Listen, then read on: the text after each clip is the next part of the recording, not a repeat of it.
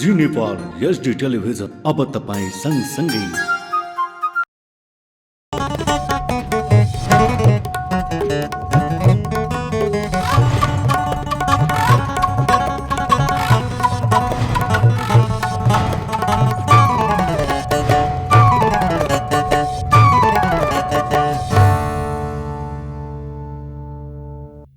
नमस्कार, जी नेपाल न्यूजमा यहाँलाई स्वागत छ। म खेमा जोशी। सुरु गरौं प्रमुख समाचारका शीर्षकहरूबाट। गृहमन्त्री लामिछानेद्वारा सर्वोच्चलाई लिखित जवाब पेश। अमेरिकी नागरिकता त्यागेपछि आफू स्वतः नेपाली नागरिक नै भएको दावी।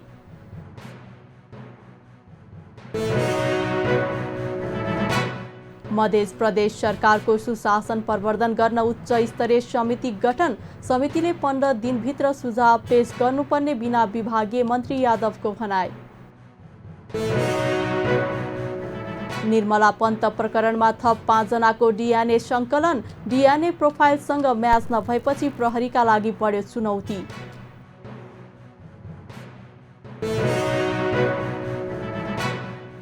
कङ्गोको एक चर्चमा विस्फोट हुँदा 10 जनाको मृत्यु, 39 जना घाइते।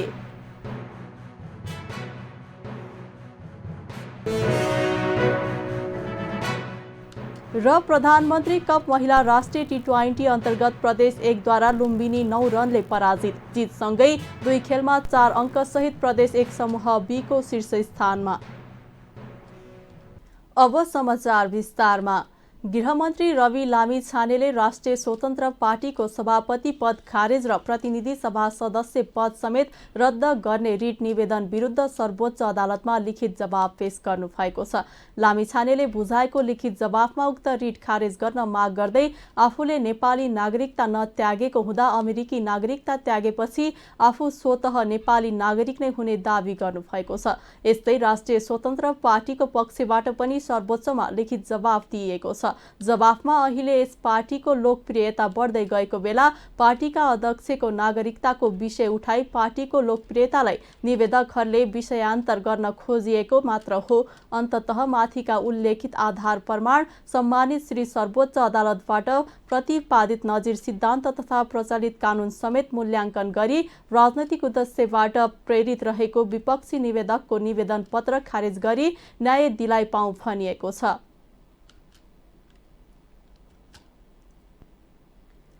पोखरामा आइतबार बिहान भएको यति एयरलाइन्सको विमान दुर्घटनाको सत्य तथ्य पत्ता लगाउन गठित विमान दुर्घटना जाँच आयोगले काम सुरु गरेको छ। जाँच आयोगले सोमबारदेखि काम सुरु गरेको नेपाल नागरिक उड्डयन प्राधिकरण क्यानका प्रवक्ता जगन्नाथ निरौलाले जानकारी दिनुभयो। उहाँका अनुसार विमानको ब्ल्याक बक्स आज बिहान भेटिएको छ।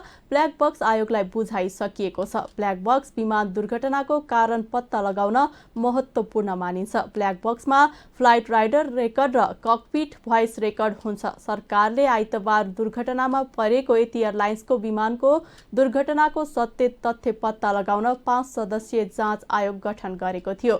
आयोगको संयोजकमा पूर्व सचिव नागेन्द्र घिमिरे रहनु भएको छ। साथै सदस्यमा हवाई विज्ञद्वय दीपक प्रकाश बास्तोला अवकाश प्राप्त उपरथी र सुनिल थापा अवकाश प्राप्त क्याप्टेन तथा हवाई मर्मत इन्जिनियर एकराज जङ थापा हुनुहुन्छ। आयोगको सदस्य सचिवमा संस्कृति पर्यटन तथा नागरिक उड्डयन मन्त्रालयका सहसचिव बुद्धि सागर लामिछाने हुनुहुन्छ। दुर्घटनाको कारण पहिचान गर्न र आउँदा दिनमा त्यस्ता दुर्घटना दोहोरिन नदिनका लागि अपनाउनु पर्ने सुझाव सहितको प्रतिवेदन दिन आयोग गठन गरिएको हो। आयोगलाई 45 दिनको समयावधि तोकिएको छ। आयोगले दुर्घटनाको कारण पहिचान गर्नुका साथै आउँदा दिनमा त्यस्ता दुर्घटना हुन नदिनका लागि गर्नुपर्ने कार्यका लागि सुझाव सहितको प्रतिवेदन पेश गर्ने जिम्मेवारी दिएको छ। गैर सैनिक हवाई उडान दुर्घटना जाँच नियमावली 2071 बमोजिम दुर्घटना जाँच आयोग गठन गरिएको हो। मध्य प्रदेश सरकारले सेवा प्रवाह र विकास निर्माण कार्यलाई प्रभावकारी बनाउँदै सुशासन प्रवर्धन गर्न उच्च स्तरीय समिति गठन गरेको छ। मुख्यमन्त्री कार्यालयका शासकीय सुधार तथा समन्वय महाशाखाका सचिव नूर हरि खतिवडाको संयोजकत्वमा 5 सदस्यीय समिति गठन गरिएको हो। समितिका सदस्यहरूमा अर्थ मन्त्रालयका सचिव, उद्योग वन तथा पर्यटन मन्त्रालयका सचिव, गृह तथा सञ्चार मन्त्रालयका सचिव र मुख्यमन्त्री कार्यालयका उपसचिव रहेका छन्। नवगठित मधेस सरकारको शुक्रबार बसेको पहिलो मन्त्री परिषदको बैठकले उच्चस्तरीय समिति गठन गर्ने निर्णय गरेको थियो। उच्चस्तरीय समितिले प्रदेश सरकार मातहतका संरचनामा सेवा प्रवाहमा देखिएको व्यतिथि त्रुटि समस्या पहिचान गरी त्यसको समाधान गर्न तथा सेवा र विकास निर्माणका कार्य छिटो छरितो गर्ने गरी 15 दिनभित्र सुझाव पेश गर्नुपर्ने जिम्मेवारी दिएको नवनियुक्त बिना विभागीय मन्त्री सरोज यादवले जानकारी दिनुभयो। गण्डकी प्रदेश सभाको उपसभामुख पदमा नेकपा एमालेकी बीना कुमारी थापा निर्वाचित हुनुभएको छ। प्रदेश सभाको सोमबार बसेको बैठकमा उपसभामुखका लागि भएको निर्वाचनमा थापाको पक्षमा 32 मत प्राप्त भएको छ। यस्तै उहाँको विपक्षमा 26 मत प्राप्त भएको सभामुख कृष्ण धितालले जानकारी दिनुभयो। उहाँका अनुसार प्रदेश सभाको बैठकमा 58 सांसद सहभागी थिए। सोमबार बसेको प्रदेश सभाको बैठकमा थापालाई सांसद गोविन्द बहादुर नेपालीले उपसभामुख पदमा निर्वाचित गरियोस् भन्ने प्रस्ताव पेश गर्नुभएको थियो भने माओवादी निकट सांसद सुशीला सिमखडाले समर्थन गर्नुभएको थियो। संविधानको धारा 182 र प्रदेश सभा नियमावली 9 अनुसार थापा उपसभामुख पदमा निर्वाचित हुनुभएको थियो। थापालाई एमालेका 22, माओवादी केन्द्रका 7, राप्रपाका 2 र स्वतन्त्र सांसदले पक्षमा मत दिएका थिए। राष्ट्रिय स्वतन्त्र पार्टीले जम्मा 3 वटा मन्त्रालय पाउने भएको छ। राष्ट्रिय स्वतन्त्र पार्टीका सभापति रवि लामिछाने उपप्रधानमन्त्री तथा गृहमन्त्री भइसकेका छन् भने अब थप 2 जना मन्त्री हुनेछन्। प्रधानमन्त्री तथा माओवादी केन्द्रका अध्यक्ष पुष्पकमल दाहाल प्रचण्ड र एमाले अध्यक्ष केपी शर्मा ओली बीच भएको छलफलमा मन्त्रालय भागवण्डा लगभग टुङ्गिएको छ। उच्च स्रोतका अनुसार 8 सांसद बराबर 1 मन्त्रीको सहमति जुटेको छ। राष्ट्रिय स्वतन्त्र पार्टीले स्वास्थ्य तथा जनसङ्ख्या पाउने पक्का भइसकेको छ। अर्को मन्त्रालय युवा तथा खेलकुद पाउने सम्भावना छ। यसमा माओवादी केन्द्रको पनि दाबी रहेकाले अन्तिम निर्णय नभएको स्रोतको दाबी छ। राष्ट्रिय स्वतन्त्र पार्टीले गृह, शिक्षा, स्वास्थ्य र पर्यटन मन्त्रालयमा दाबी गरेको थियो। सुरुमा 3 मन्त्री र 1 राज्य मन्त्री दिन शीर्ष नेताहरू तयार देखिएका थिए, तर सरकारमा सहभागी हुने दलहरू बढेपछि 1 राज्य मन्त्री घटेको छ। कञ्चनपुरको भीमदत्त नगरपालिकामा बलात्कारपछि हत्या गरिएकी 13 वर्षीय निर्मला पन्त प्रकरणमा थप 5 जनाको DNA सङ्कलन गरेर परीक्षणका लागि पठाइएको छ। DIG दुर्गा सिंहको नेतृत्वमा गठन भएको छानबिन समितिले कञ्चनपुर पुगेर 5 जनाको DNA सङ्कलन गरेको छ। गृहमन्त्री नियुक्त भए लगत्तै रवि लामिछानेले निर्मला पन्तका हत्यारा पक्राउ आफ्नो पहिलो प्राथमिकता भएको बताएका थिए। त्यसपछि प्रहरी प्रधान कार्यालयले केन्द्रीय अनुसन्धान ब्युरो CIB मा कार्यरत DIG सिंहको संयोजकत्वमा 2 जना मनोचिकित्सक समेत रहने गरी छानबिन समिति गठन गरेको थियो। निर्मला पन्त बलात्कार र हत्या प्रकरणमा हालसम्म 100 भन्दा बढीको DNA परीक्षण भइसकेको छ। मृतक पन्तको भेजिनल स्वाबमा भेटिएको DNA प्रोफाइलसँग म्याच नभएपछि यो घटना प्रहरीका लागि सबैभन्दा ठूलो चुनौती बनेको छ। 2075 साउन 11 गते निर्मलाको शव स्थानीय उखुबारीमा अर्धनग्न अवस्थामा भेटिएको थियो। उनी अघिल्लो दिन साथीको घरमा जान्छु भन्दै निस्किएकी थिइन्। CIB नेतृत्वको छानबिन टोलीले करिब 1 महिनापछि स्थानीय दिलीप सिंह विष्टलाई अभियुक्तका रूपमा प्रस्तुत गरे पनि DNA नमिलेपछि उनी छुटेका थिए। त्यस यता DNA मिल्ने व्यक्तिको खोजीमा रहेको प्रहरीले कसैलाई पक्राउ गर्न सकेको छैन। त्यस यता CIB र प्रहरी प्रधान कार्यालयले निरन्तर अनुसन्धान टोली परिचालन गर्दै आएको छ। प्रहरीले अनुसन्धान गरिरहेकै बीच गृहमन्त्री रवि लामिछानेले घोषणा गरेपछि DIG नेतृत्वमा समिति बनाइएको हो। पन्त प्रकरणमा छानबिन समितिको संयोजक रहेकी सिंहको सरुवा भएको छ। जघन्य ठूला र रहस्यमय अपराधको अनुसन्धान गर्ने जिम्मा पाएको CIBले पन्त प्रकरणको अनुसन्धान गर्ने जिम्मेवारी पाउनु नौलो थिएन। तर त्यही कार्यरत रहेकी सिंहको सरुवा भएपछि अनुसन्धानमा अन्योलता बढेको छ। सिंहलाई नेपाल प्रहरी शिक्षालय भरतपुरमा सरुवा गरिएको छ। गृह मन्त्रालयले गत साता सिंहको सरुवा CIBबाट गरेको हो। छानबिन सुरु गर्नु अघि समितिले हालसम्म यस घटनाको अनुसन्धानमा खटिएका अधिकृतलाई बोलाएर छलफल गरेको थियो। नेपाल प्रज्ञा प्रतिष्ठानको आजीवन सदस्यता वितरण र आजीवन सदस्यहरूलाई तलब भत्ता खारेजीको माग गर्दै सर्वोच्च अदालतमा रिट दर्ता भएको छ।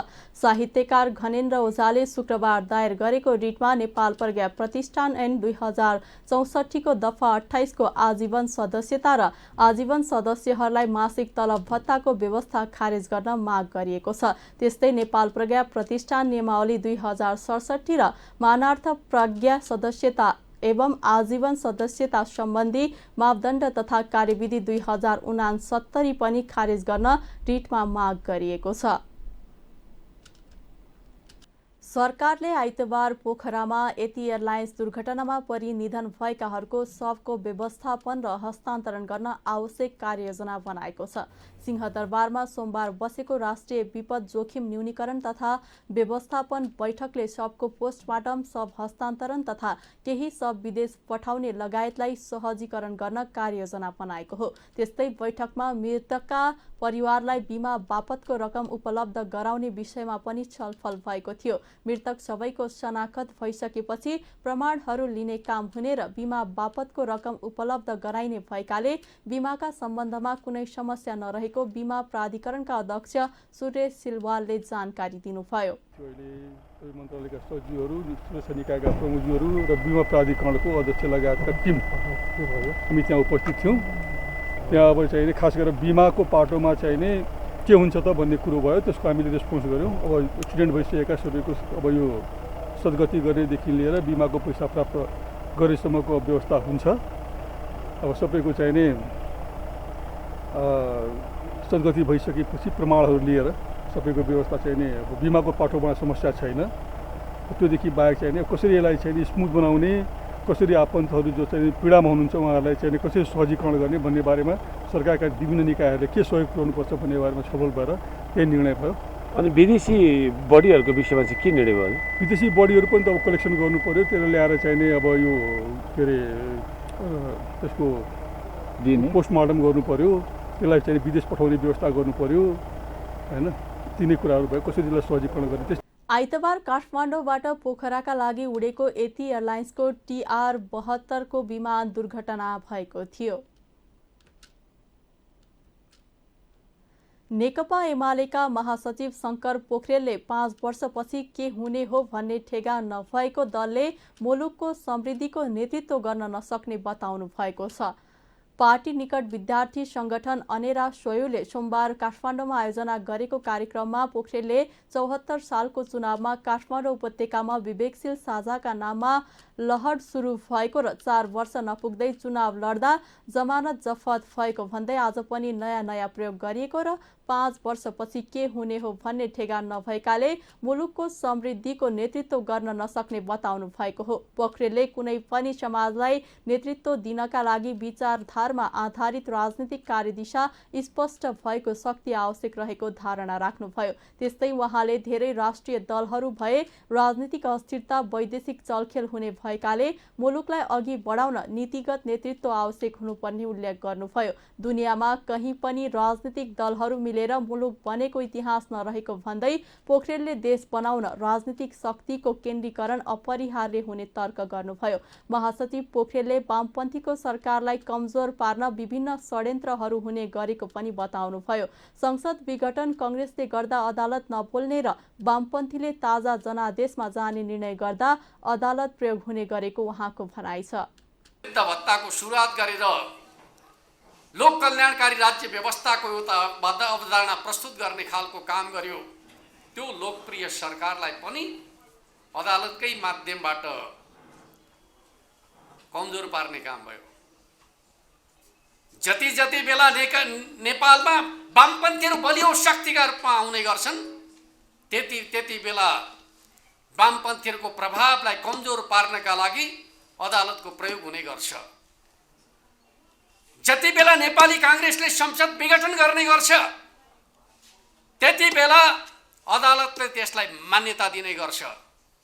जति बेला वामपन्थीले जनतामा जाने फैसला गर्छन् त्यति बेला सर्वोच्च अदालतले जनतामा जाने लोकतान्त्रिक अधिकारलाई रोक्ने खालको काम गर्छ। तर हामी सर्वोच्चको फैसला भनेर कतै हामीले गल्ती गऱ्यौँ कि भनेर हामी आफै अल्मलिने गर्छौँ। जब गिरिजाप्रसाद कोइराला विघटन गर्छन् सर्वोच्च बोल्दैन, जब शेरबहादुर देउवा विघटन गर्छन् सर्वोच्च बोल्दैन।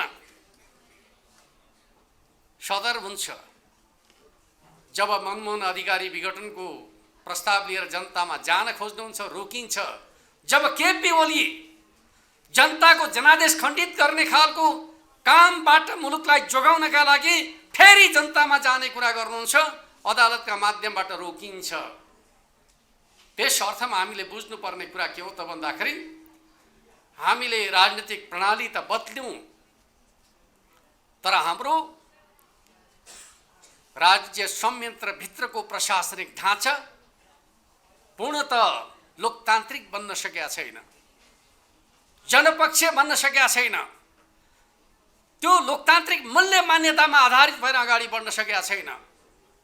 एक प्रकारले भन्नुहुन्छ भने कहिले हामीमाथि संविधानवादको कुरा गरेर जनतामा जान रोकिन्छ, कहिले संसदवादको कुरा गरेर जनतामा जान रोकिन्छ। लोकतन्त्र भनेको यथार्थ रूपमा भन्नुहुन्छ भने जनताबाट म्यान्डेट प्राप्त गर्ने शासन व्यवस्था हो र नेकपा एमाले सदैव जनतामाथि भरोसा गर्छ भन्ने कुरालाई बुझ्नु जरुरी छ। त्यस अर्थमा अनेरा सबैले हरदम ध्यान दिनुपर्ने कुरा के हो त भन्दाखेरि लोकतन्त्र भनेको जनताको सम्मति हो भन्ने कुरालाई गहिरो गरी आत्मसात गर्नु जरुरी छ र जनताको जनादेशलाई केन्द्रबिन्दुमा राखेर शासन गर्ने पार्टीका रूपमा हाम्रो पार्टी नेकपा एमालेलाई बुझ्नु जरुरी छ भन्ने कुरा म तपाईहरुका बीचमा राख्न चाहन्छु। हाम्रो मुलुक राजनीतिक अस्थिरताको दुष्चक्रमा फँसिया छ।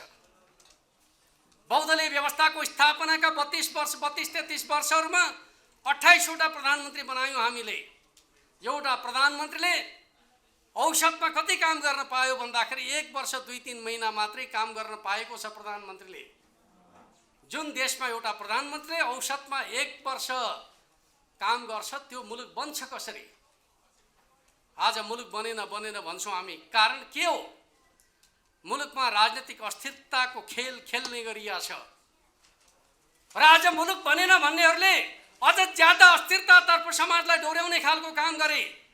आज हामीले यो मुलुकमा धेरै राजनीतिक दलहरू होइन, थोरै राजनीतिक दलहरू, बलिया राजनीतिक दलहरूको पैरवी गर्दाखेरि गएको चुनावमा के भयो त भन्दाखेरि झन् धेरै राष्ट्रिय दलहरू जन्मिए। के यो समस्याको समाधान हो? होइन। यदि यो राष्ट्र बनाउने हो भने धेरै दलहरू होइन, जति धेरै राजनीतिक दलहरू त्यति धेरै राजनीतिक अस्थिरता, जति धेरै राजनीतिक दलहरू त्यति धेरै वैदेशिक चलखेल, जति धेरै राजनीतिक दलहरू त्यति धेरै नीतिगत विचलन। कुनै पनि राष्ट्रको निर्माणका लागि नीतिगत नेतृत्व आवश्यक हुने गर्छ। म तपाईहरुलाई के कुरा बताउन चाहन्छु भन्दाखेरि राजनीतिक परिवर्तनको आन्दोलनमा दलहरू मिलेर राजनीतिक परिवर्तनको नेतृत्व गरेको हाम्रो इतिहास छ, त्यसप्रति हामी गर्व गर्छौं। तर म तपाईहरुलाई बताउन चाहन्छु देश निर्माणको प्रश्न दलहरू मिलेर देश बन्छ भन्ने कुरा आजसम्म दुनियाँमा कहीँ देखिया छैन। त्यति बेला राजनीतिक शक्तिको केन्द्रीकरण अपरिहार्य हुन्छ देश बनाउनका लागि। बलियो राष्ट्रिय शक्तिको आवश्यकता हुन्छ, नीतिगत नेतृत्वको आवश्यकता हुन्छ। दुनियाँमा समृद्धि हासिल गरेका देशहरूको इतिहास पढ्नुभयो भने भन्दै गरिन्छ 3वटा कुराहरू आवश्यक हुँदा रहेछन् भन्ने कुराको निष्कर्ष निकाल्ने गरिन्छ। पहिलो कुरा भिजनरी लिडरशिप, दोस्रो कुरा पोलिटिकल स्टेबिलिटी,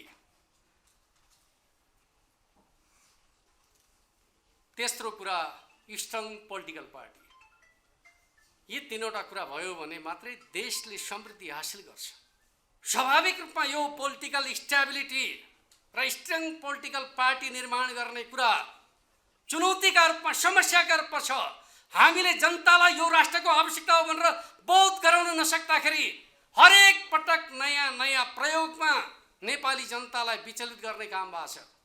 74 सालको चुनावमा काठमाडौँ उपत्यकामा विवेकशील साझाका नाममा एउटा लड सुरु भयो। हिजो विवेकशील साझामा लागेका युवा युवतीहरू फेरि चुनाव लड्दाखेरि जमानत जफ्त भयो। यस्तो पनि हुन्छ। कुनै चिजलाई हामी विकल्प भन्छौँ भने त्यो विकल्प 4 वर्ष पनि नटेक्ने विकल्प हुन्छ।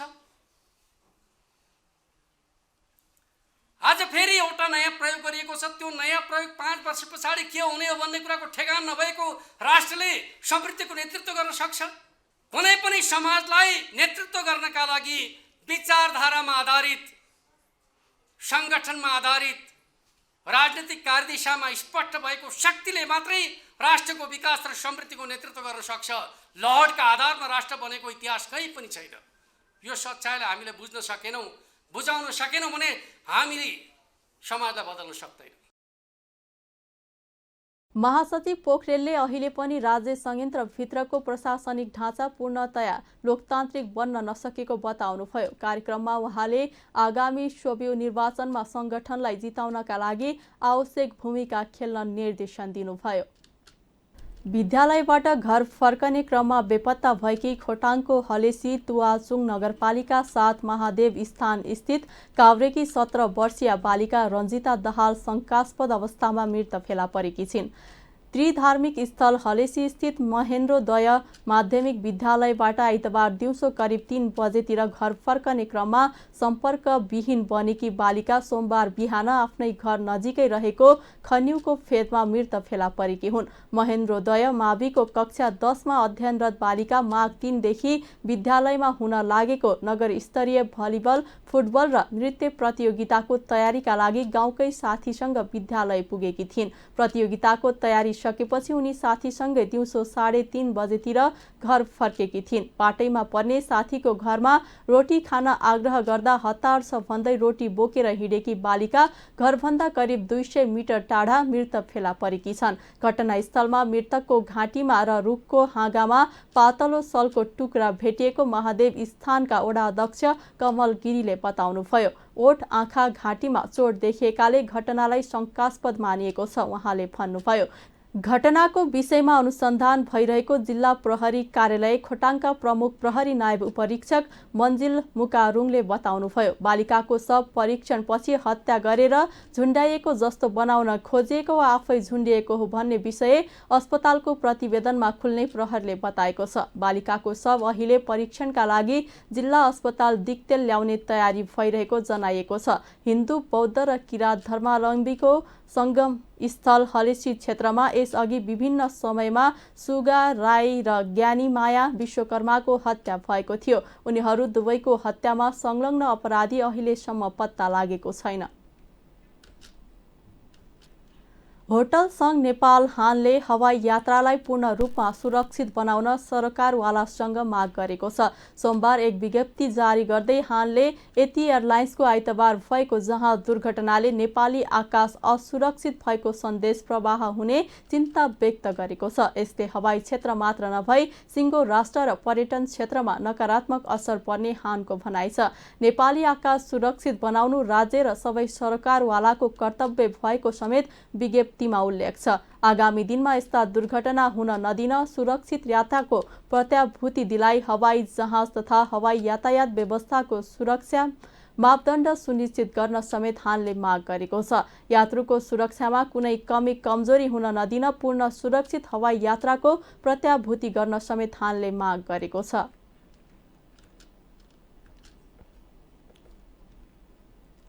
अब अर्थ समाचार। भारतीय आयल कर्पोरेसन आइओसीले नेपाल आयल निगमलाई इन्धनको नयाँ मूल्य सूची पठाएको छ। 15 दिनमा नयाँ मूल्य सूची पठाउने सहमति अनुरूप आइओसीले निगमलाई नयाँ सूची पठाएको हो। नयाँ सूची अनुसार पेट्रोलको मूल्य प्रति लिटर 2 रुपैयाँ 51 पैसा बढेर आएको निगमका आपूर्ति तथा वितरण विभागका निर्देशक वीरेन्द्र गोइतले जानकारी दिनुभयो। उहाँका अनुसार डिजेल भने प्रति लिटर 3 रुपैयाँ 73 पैसाले घटेर आएको छ। यसअघि प्रधानमन्त्री पुष्पकमल दाहालले दिएको निर्देशन अनुरूप आयल निगमले पुस 24 गते पेट्रोल, डिजेल र मट्टी तेलमा प्रति लिटर 3 रुपैयाँ तथा हवाई इन्धनमा 30 रुपैयाँसम्म मूल्य घटाएको थियो। निगमले आइओसीलाई तिर्नुपर्ने पक्यौता रकम करिब 11 अर्ब रुपैयाँ छ भने सरकारलाई करिब 7 अर्ब रुपैयाँ ऋण तिर्नुपर्ने दायित्व छ।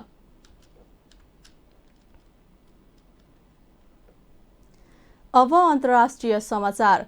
अफ्रिकी देश कङ्गोको एउटा चर्चमा भएको बम विस्फोटमा कम्तीमा 10 जनाको मृत्यु भएको छ भने 39 जना घाइते भएका छन्। युगाण्डासँगको सीमावर्ती शहर कसिन्दी स्थित उक्त चर्चमा आइतबारको प्रार्थना सभा भइरहेको बेला विस्फोट भएको हो। चरमपन्थी इस्लामिक संगठन आइएसआइएससँग आबद्ध सशस्त्र समूह अल-आइड डेमोक्रेटिक फोर्सेस एडीएफले विस्फोटको जिम्मेवारी लिएको छ। एडीएफ कङ्गोलाई आधारभूमि बनाएर विद्रोही गतिविधि सञ्चालन गर्दै आएको युगाण्डालीहरूको सशस्त्र हतियारधारी समूह हो। सन् 2019 को मध्यतिर चरमपन्थी समूह इस्लामिक संगठन आइएसआइएससँग आबद्धता जनाएको यो समूहले विगतका वर्षहरूमा सयौं निर्दोष गाउँलेहरूलाई मारेको आरोप छ। गत वर्षको अप्रिलता मात्रै एडीएफले 370 सर्वसाधारणको हत्या गर्नुका साथै अन्य सयौं मानिसको अपहरण गरेको संयुक्त राष्ट्र संघद्वारा गत महिना जारी प्रतिवेदनले जनाएको छ। भारतमा अर्बपतिहरूको संख्या बढ्दै गएको छ। 3 वर्ष अघि अर्थात् सन् 2020 मा भारतमा 102 जना अर्बपति रहेकामा सन् 2021 मा 142 र सन् 2022 मा 166 जना पुगेका छन्। भारतका 1% धनी मानिससँग देशको कुल सम्पत्तिको 40% सम्पत्ति रहेको छ, जबकि आधा जनसङ्ख्यासँग देशको सम्पत्तिको जम्मा 3% मात्रै रहेको छ। अक्सफाम इन्डियाको सर्भाइभल अफ द रिचेस्ट प्रतिवेदनका अनुसार सन् 2022 मा देशका 100 जना धनी व्यक्तिसँग 54.12 लाख करोड भारु सम्पत्ति छ भने 10 जना धनी व्यक्तिसँग मात्रै 27.5 लाख करोड रुपैयाँको सम्पत्ति रहेको छ। भारतमा अर्बपतिको संख्या बढिरहँदा 22 करोड 89 लाख जना मानिस भने गरिबीमा बाँचिरहेको प्रतिवेदनमा उल्लेख छ। विश्वमा सबैभन्दा धेरै गरिबी भारतमा छ। प्रतिवेदनमा प्रगतिशील कर प्रणाली नअपनाएमा असमानता थपिने उल्लेख छ। अक्सफामका अनुसार भारतमा करका दरहरू आम्दानीमा आधारित छन्, तर अप्रत्यक्ष कर सबैका लागि समान हुँदा धनी झन धेरै धनी बन्दै गएका र गरिब झन धेरै गरिब बन्दै गएका छन्। अब खेल समाचार। इटहरीमा जारी प्रधानमन्त्री कप महिला राष्ट्रिय टी20 क्रिकेट प्रतियोगितामा प्रदेश नम्बर 1 ले लगातार दोस्रो जित निकालेको छ।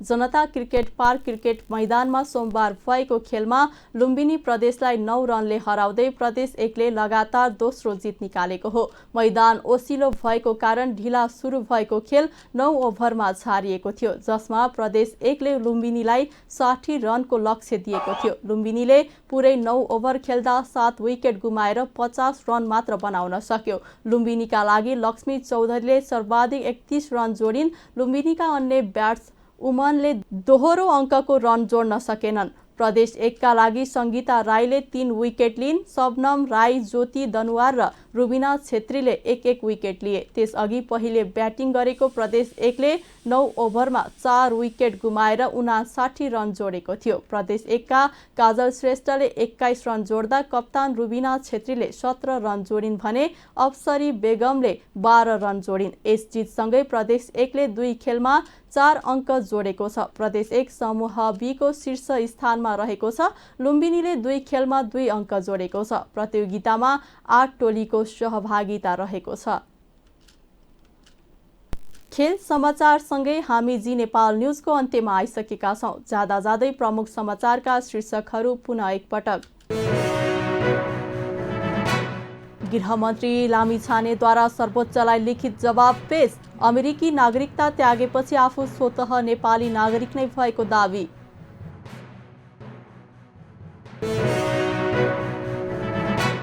मध्य प्रदेश सरकारको सुशासन प्रवर्धन गर्न उच्च स्तरीय समिति गठन। समितिले 15 दिनभित्र सुझाव पेश गर्नुपर्ने बिना विभागीय मन्त्री यादवको भनाइ। निर्मला पन्त प्रकरणमा थप 5 जनाको डीएनए संकलन। डीएनए प्रोफाइलसँग म्याच नभएपछि प्रहरीका लागि बढ्यो चुनौती।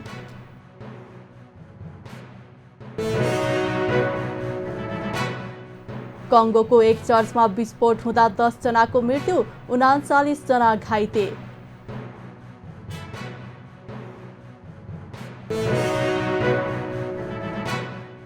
र प्रधानमन्त्री कप महिला राष्ट्रिय टी20 अन्तर्गत प्रदेश 1 द्वारा लुम्बिनी 9 रनले पराजित। जितसँगै 2 खेलमा 4 अङ्कसहित प्रदेश 1 समूह बी को शीर्ष स्थानमा। प्रमुख समाचारका शीर्षकसँगै अहिलेका लागि जी नेपाल न्युज सकियो। ताजा समाचार र मनोरञ्जनका लागि जी नेपाल 4K टेलिभिजन हेर्दै गर्नुहोला। नमस्कार।